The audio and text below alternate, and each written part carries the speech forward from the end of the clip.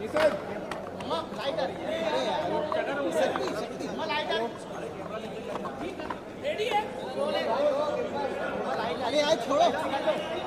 दिन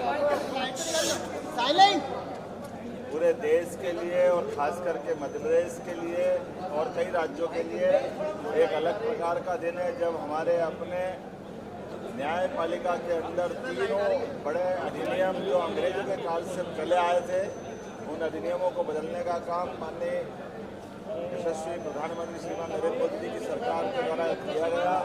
मैं बधाई देना चाहूँगा। विस्तार से मैं वक्तव्य अपना कल विधानसभा में देने वाला हूँ, जिनके माध्यम से इसमें न्यायालय खास करके अपराध संहिता आईपीसी 1860, साक्ष्य अधिनियम और अन्य सीआरपीसी ये जो बदले गए, मुझे इस बात का संतोष है कि मध्य प्रदेश की सरकार गंभीरता के साथ पर्याप्त ट्रेनिंग और व्यवस्थाओं के आधार पर मध्य प्रदेश में इसको लागू कर रही है। एक और ये जो टोल नाके पे अवैध वसूली जो होती थी, हमारी सरकार उसके मामले में भी गंभीर है और हमने आज 1 जुलाई से प्रदेश के 40 ही टोल नाकों पर अवैध वसूली के खिलाफ जो राजस्व का हमारा अमला उसको तैनात किया है। रेवेन्यू अमले के साथ साथ हमारा आरटीओ डिपार्टमेंट भी जो हमारे टोल बैरियर है, उस टोल बैरियर के माध्यम से वैधानिक व्यवस्थाओं के लिए कृत संकल्पित है।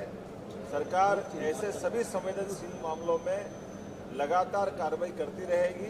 मेरी अपनी ओर से खासकर प्रदेश की जनता को यह आश्वासन है कि सरकार कानून के हिसाब से चलेगी, व्यवस्थाओं का पालन करेगी और भारत सरकार के साथ मिलकर लगातार जनहितैषी योजनाओं को लागू करने में एक क्षण की देर नहीं करेगी।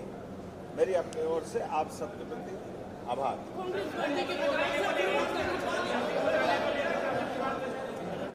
ये ऐसे निर्णय भी लेंगे जिन निर्णयों के माध्यम से हमारी संस्कृति से हमारी जड़ें जुड़े, उसका मैसेज जाए। इसी कारण से जैसे हमने पूर्व निर्णय किया था, जिसकी कैबिनेट से पुष्टि की गई, सभी कुलपतियों को अब कुलगुरु के नाते से सरकार के द्वारा संबोधन देने का कैबिनेट ने निर्णय किया। मुझे इस बात की प्रसन्नता है।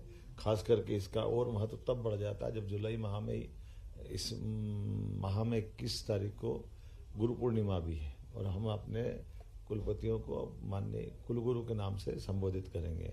और इसका असर ये हुआ कि कई राज्यों ने हमसे अपने इस प्रस्ताव की प्रति मांगी है, इस कानून को बनाने के आधार मांगे और इसके आधार पर वो सब अपने राज्यों में भी कुलपतियों का नाम बदलेंगे। मैं भी आपको बताना चाहूँगा, मैं इंदौर में हमारी एक खास करके महिला कुलपति जब बनती है, ऐसे में अगर वो विवाहित होती है तो उनकी बड़ी दुविधा हो जाती है और कई बार वो अपने पति का नाम बताती तो कुलपति के पति ऐसे करके लोग कोई बात उठाते हैं।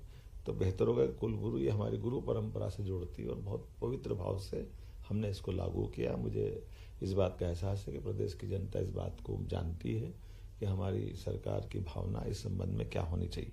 तीसरा, ट्यूबवेल में कई बार घटना घटती है, कई बार बच्चे गिर जाते हैं, बाद में तकलीफ होती है, कई बार जनहानि भी हो जाती है, बच्चों को बचा नहीं पाते हैं।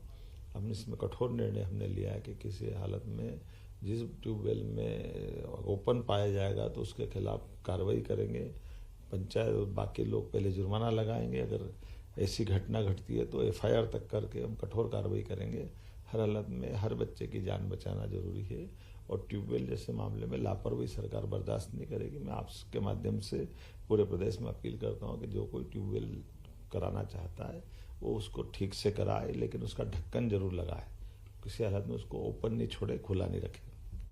दूसरा एक बड़ा निर्णय हमने किया कि हमारे यहाँ गोवध, खास करके गोवंश के परिवहन को लेकर के जो वाहन जाते हैं, उन वाहनों के लिए कोर्ट के द्वारा कई बार वो छूट जाते हैं। किसी भी हालत में हम गोवध परिवहन पसंद नहीं करते हैं, इसीलिए हमने गोवध परिवहन के जो वाहन पकड़े जाएंगे कानूनी कार्रवाई के अंतर्गत, वैसे वाहनों को राजसात करने का निर्णय लिया। उनको जब्त कर लेंगे, किसी हालत में उसको छोड़ेंगे नहीं।